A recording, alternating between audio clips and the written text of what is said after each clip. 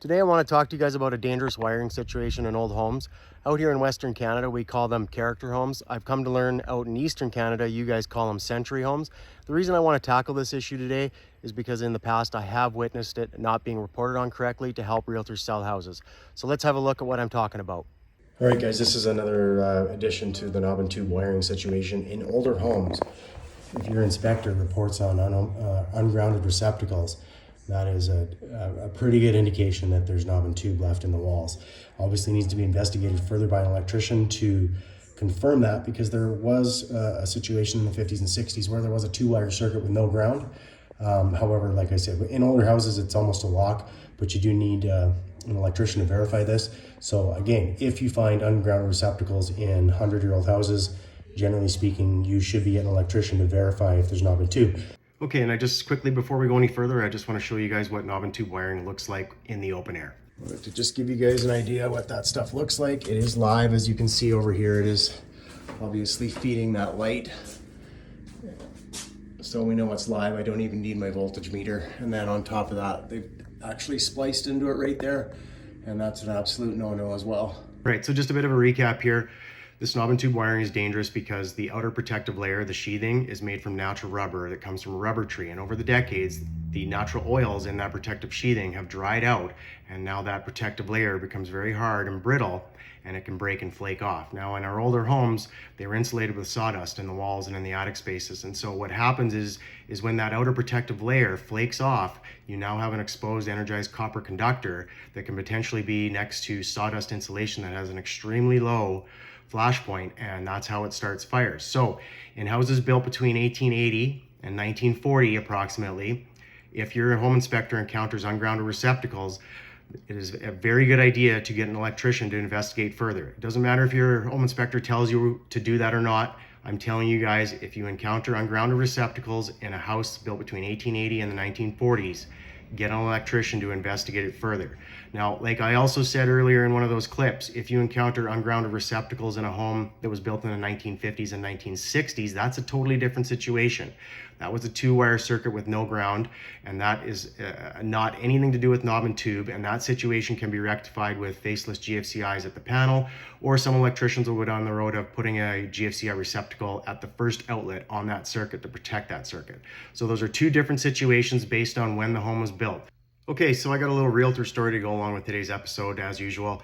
Now, over my career, the normal practice is to perform the inspection, then we do a consultation at the house with the client, and then I would typically leave the property to go generate the report. And normally that is when realtors will start trash talking me, trash talking my defect list, trying to talk buyers off the ledge in regards to renegotiation or further investigation in regards to some defects.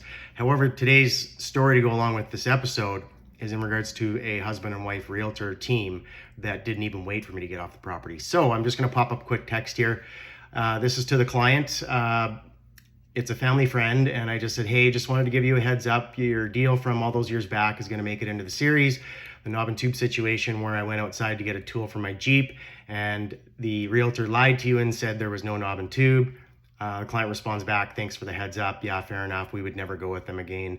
As realtors, if we move in the future, we do love our home and location, but they were not good at all. So what happened here? Well, I did the inspection April 10th, 2021 in Regina, Saskatchewan, for a family friend, and during the consultation I conveyed to my clients that I'd found ungrounded receptacles, and the home was built between 1880 and the 1940s. I think the home was actually built in between 1910 and 1920, and I found the ungrounded receptacles. So I educated my client on the situation, and I said, hey, you need to get an electrician to investigate this further, because home inspectors cannot pull receptacles and switches and lights apart. That's just outside the standards of practice and the scope of a home inspection. So you need to get an electrician. Now, I went out to my Jeep to get my plug tester because I wanted to show the realtor and the clients in person, not just on my iPad. I wanted to actually plug my tester into the wall and show them these ungrounded receptacles. And when I went to do that, when I went to get that tool out of my Jeep, they didn't even wait for me to leave the property. I just went out to my Jeep to get a tool, and they started lying to the clients and saying, he doesn't know what he's talking about. Don't listen to him. There's no knob and tube in here. Anyways, at the end of the day, the clients took my advice. They got an electrician, and sure enough, there was knob and tube in the house. What can we learn from today's episode? Well, we can learn that if you are buying a home that was built between 1880 and 1940, a character home out here in the West and what you guys call a century home down in Eastern Canada, if you're buying one of those homes and your home inspector encounters ungrounded receptacles, you need to get an electrician to investigate that situation further to confirm or deny if there's knob and tube wiring in the home, because that stuff is very dangerous. You should also consult with your insurance broker in regards to that situation, because insurance carriers, a lot of them hate that stuff because it causes fires. Something else we can learn is you should never listen to a realtor in regards to defects. Don't let them talk you off of ledges. Don't let them talk you out of renegotiation or getting an electrician or any other trades professional to further investigate a situation. It's your money and you guys need to look out for yourselves. Realtors are commission-based sales professionals and it's their job to pump you into a house so that they can make the commission and move on to the next client. Hope you guys enjoyed episode 18. I actually got something special planned for episode 19 that I should have out maybe in 4 or 5 days. Realtors here in my specific jurisdiction have been manipulating and lying to buyers and sellers in regards to my accreditation and my ability to perform home inspections for about the last 4 or 5 months in a really specific, unique way. And I've been waiting for a break, a specific situation to happen, and it finally happened over the weekend. I caught the break that I needed, and episode 19 is going to be really, really good. As always, knowledge is power. I hope you see you on the next one.